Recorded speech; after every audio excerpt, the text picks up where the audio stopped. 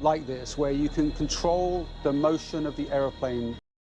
Have you ever wondered what happens when a pilot pushes an aircraft beyond its limits, over open water, with nowhere to land?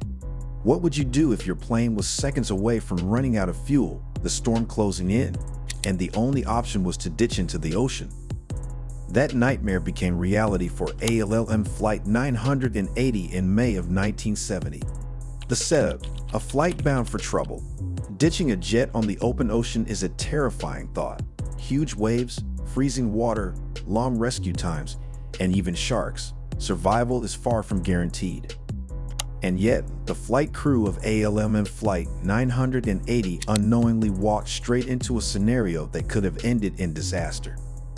This flight was operated by Overseas National Airways, a small US-based charter airline known as ONA. They specialized in military charters and leased aircraft to other airlines. In 1970, ONA was contracted by ALM, the flag carrier of the Netherlands Antilles, to operate a new route, Sint Maarten to New York City. Sint Maarten, a tiny island split between France and the Netherlands, boasted Princess Juliana Airport, a runway stretching only 5,249 feet, with water at both ends. For a DC-9 jet, landing here was already a tight squeeze. But flying non-stop to New York? That was pushing the limits. The only DC-9 variant capable of this journey was the DC-9-33, ONA's sole aircraft of that type. Challenges before takeoff. The route was fraught with obstacles from the very start. In 1970, extended twin-engine operations, ETOPS, rules didn't exist. A two-engine aircraft like the DC-9 had to remain within 1 hour of a suitable diversion airport.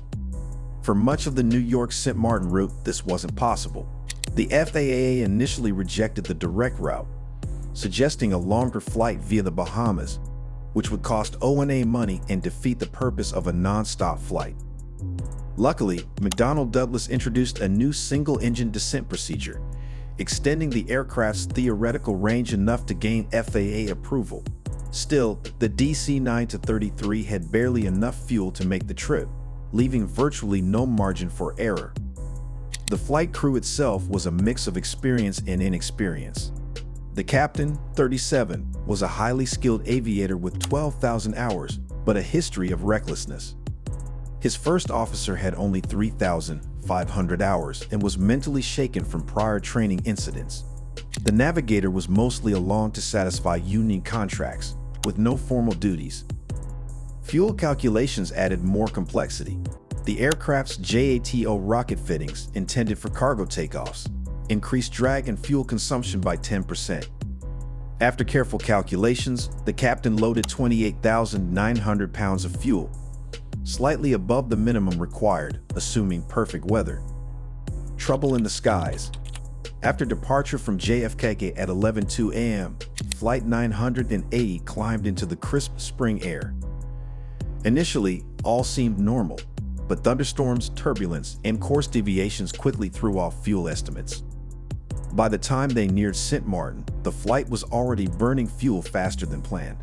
Princess Juliana Airport's weather report was poor, below approach minimums, prompting the captain to divert temporarily to San Juan, Puerto Rico. Soon, however, the tower reported improving conditions.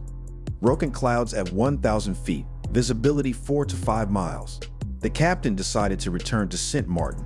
This decision was the beginning of a deadly chain of events. The flight now faced worsening fuel conditions, delays, and a tricky approach. Get-there-itis had taken hold, a dangerous overconfidence that blinds pilots to risk. The impossible approach. The approach procedure at Princess Juliana was already one of the most difficult non-precision approaches in the world. Over water, offset runway alignment, no instrument landing system. Pilots had to rely on a non-directional beacon, NDB, rolling out on an outbound heading, then performing a course reversal inbound, all while descending to 600 feet minimum. Visibility had to be at least 2 miles. For Flight 980, reality was far worse than forecast. A rain shower blocked the runway from view during the approach, reducing visibility to perhaps a quarter mile. The captain attempted the first approach, failed. Second approach, failed. Third approach, also failed. By now, fuel levels had plummeted to near the critical minimum. 2,200 pounds remained, barely enough to reach the nearest alternate airport, St. Thomas. The aircraft was in a fully fledged fuel emergency, yet no official emergency was declared. The captain, blinded by confidence and experience, pressed on. Preparation for ditching. Realizing that the situation could end over the open Caribbean, the captain informed the purser that ditching might be necessary. The cabin crew quickly had passengers don life vests, but confusion reigned. Multiple types of vests, unclear instructions, and some passengers refusing to comply created a chaotic scene. Meanwhile, the first officer was largely paralyzed by fear and inexperience, leaving the captain to manage the aircraft, radio communications, and emergency strategy alone.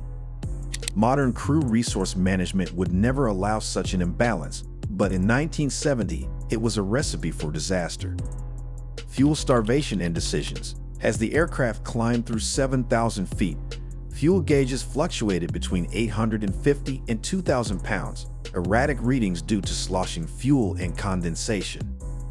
The captain requested the highest possible altitude to conserve fuel, but climbed inefficiently, using lower power settings, ironically burning more fuel over time. The nearest airports, St. Thomas and St. Croix, were already beyond reach. Only St. Martin remained, the very place they had failed 3 times to land. With engines now dangerously close to flameout, the plane was a ticking bomb above the stormy Caribbean Sea. The ditching plan. The crew began preparing for a water landing.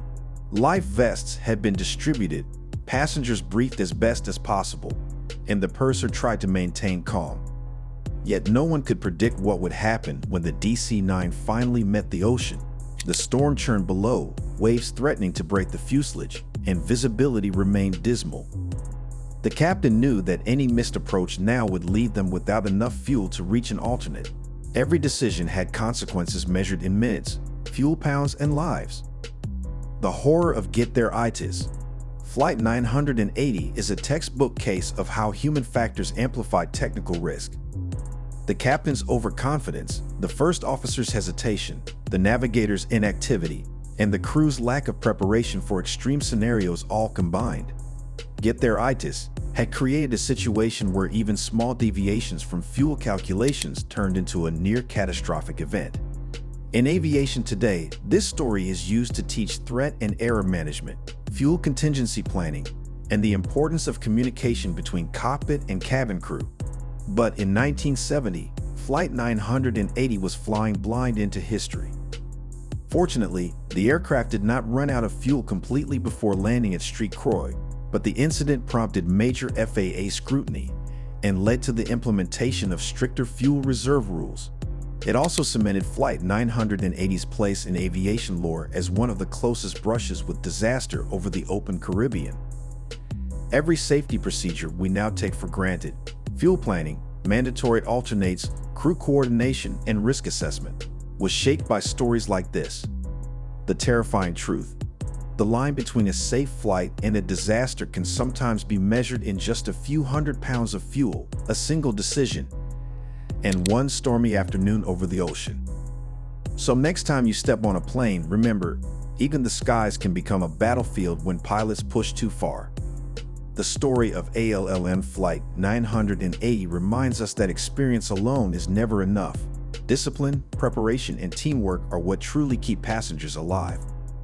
If you found this story as chilling as I did, make sure to hit that subscribe button, ring the bell, and leave a comment below sharing what you would do if you were in that flight. You never know, understanding these stories could one day save your life.